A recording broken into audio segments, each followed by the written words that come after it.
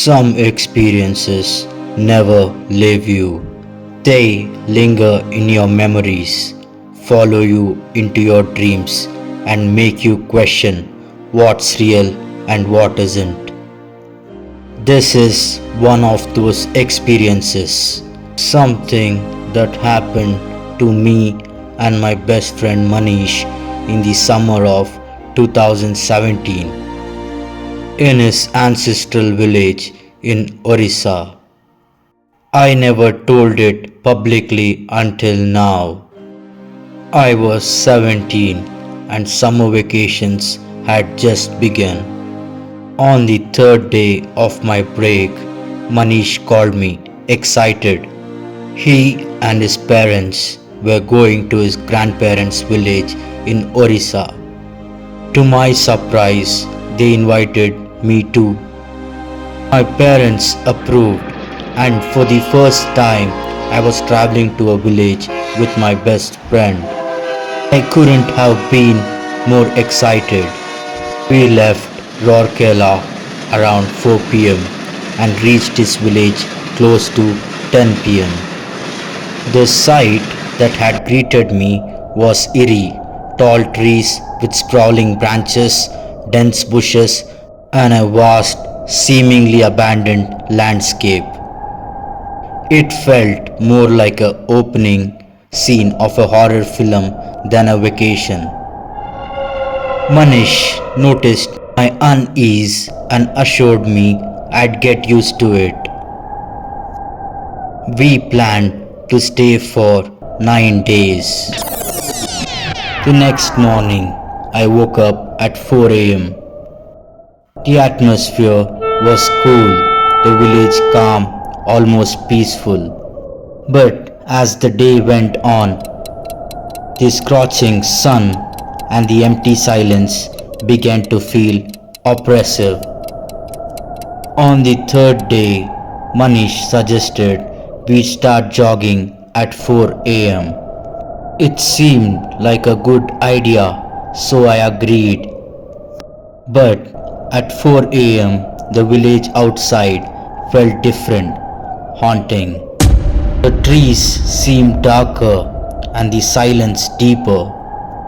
Still, I felt safe with Manish by my side. Jogging became a daily routine.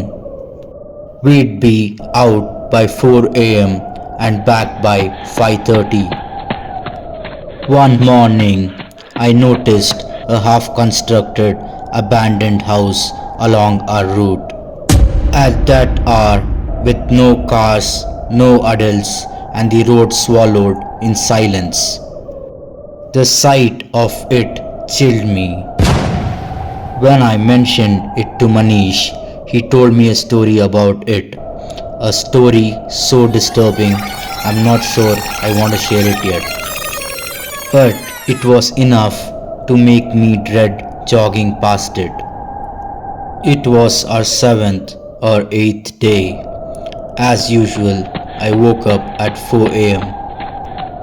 Manish was already at my bedside telling me to get ready. We started jogging. He seemed sleepier than usual and lagged behind. As we approached the abandoned house, I turned to call him.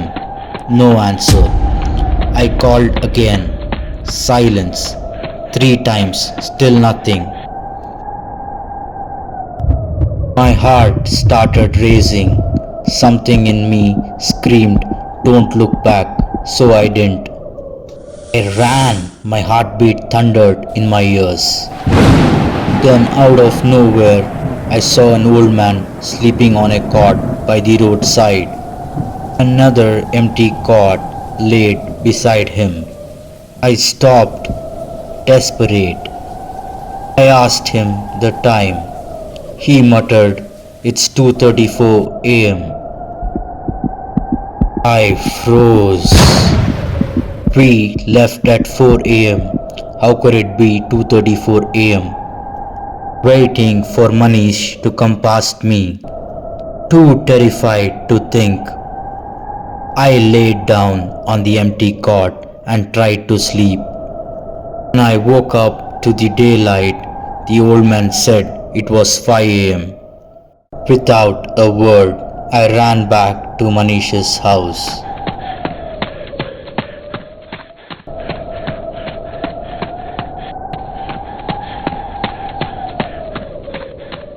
Chanting God prayers along my way. As I enter, he was asleep because apparently I was the one who always woke him up for jogging. I hadn't even left the bed that morning. Trembling with fear, immediately rushed to Manish's parents' room, asked them for their mobile. I called my parents immediately and left the village that day.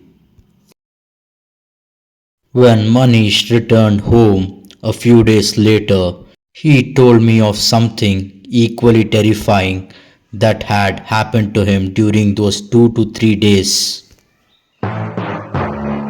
Even now, as I write and narrate this, I feel someone is watching me. If you want to know the story Manish told me about that abandoned house and what happened to him after I left, subscribe to my channel. I'll be sharing more of my true spine chilling experiences soon. Some of them are even scarier than this one. Stay tuned and maybe keep the lights on tonight.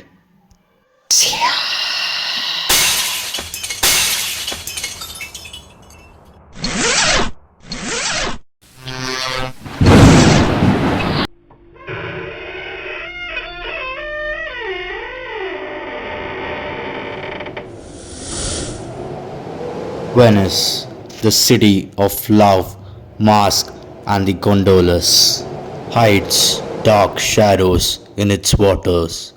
Just beyond the postcard beauty, in the quiet lagoon, lies Forbidden Island, an island so cursed that the fishermen don't sail near it. An island where 100,000 souls are said to scream in the night. An island where madness and its death cling to its very soil. This is Bougainville Island, Italy. Island of no return. The story begins in 1300 when the Black Plague death swept across Europe like a shadow of doom.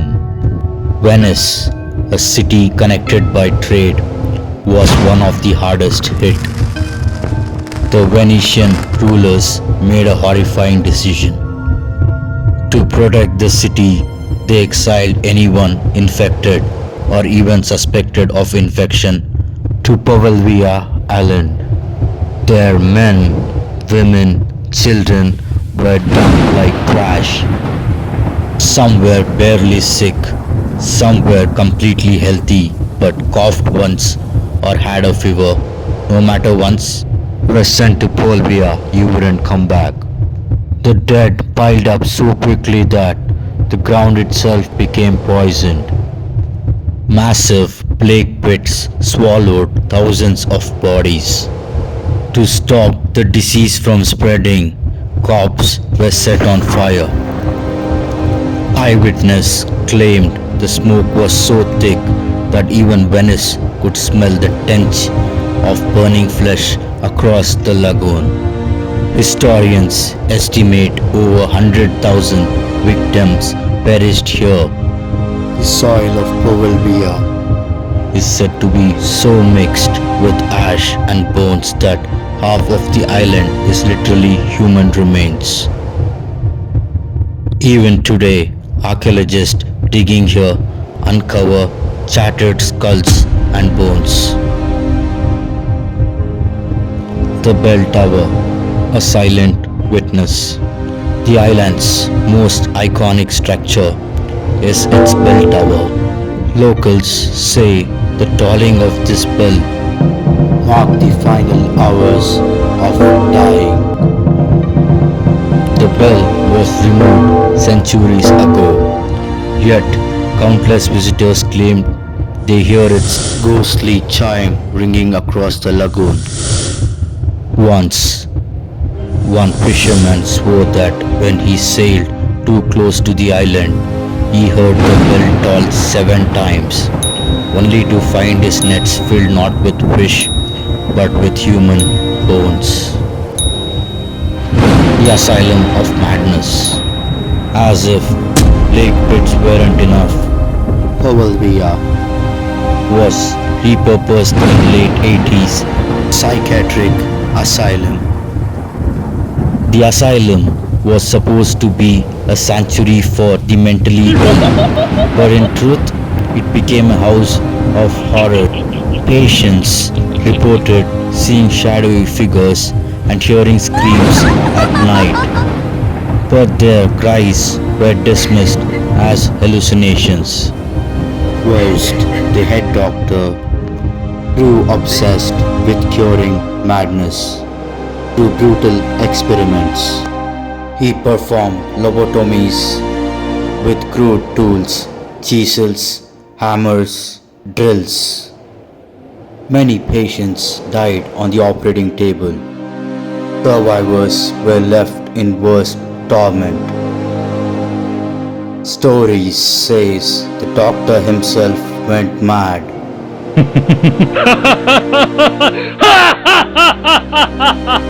One night, he climbed the bell tower. Some say he jumped, others say something pushed him.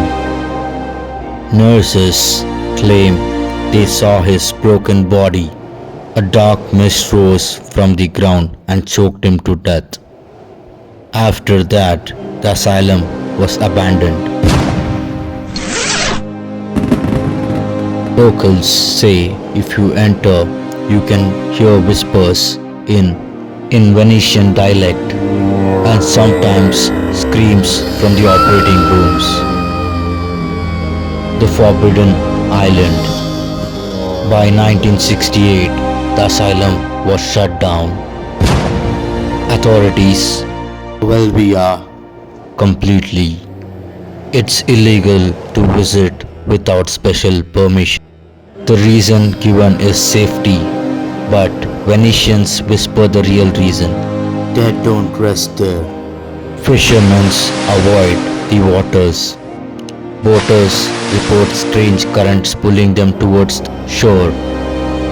Some say when the fog rolls in, you can see figures waving from the window of the ruined hospital. Stories say two tourists who bribed the gondola dropped them off to the island. Hours later, they were found wandering, trembling, their clothes torn. They never spoke of what they saw. Paranormal secrets and modern encounters. Ghost Hunters International once investigated the island. They reported extreme paranormal activity, EVPs, the equipment failures, and physical touches. Paranormal groups say they have heard screams, cries, and coughing echo from nowhere. Some visitors report as though they felt somebody grab their arms when they stepped inside the asylum ruins. Even Venetian police refused to patrol the island after dark. The question is it still haunted today? Yes, to Venetians, it's not a history. It's alive with restless souls. Locals claim the lagoon waters around the island are cursed. Boat mysteriously tracks them towards the shore. Fishermen believe if you cast your nets, you won't catch fish, you'll catch bones of plague dead. Some priests say the island is so tainted with suffering that even exorcism cannot cleanse it. To this day, the Italian government keeps it closed, But perhaps the real reason isn't safety. Perhaps they know that screams still echo on the island. So now you know the secret of this island, the island of no return. Would you dare to set your foot on this island, or would you listen to the locals and stay away? Tell me in the comments.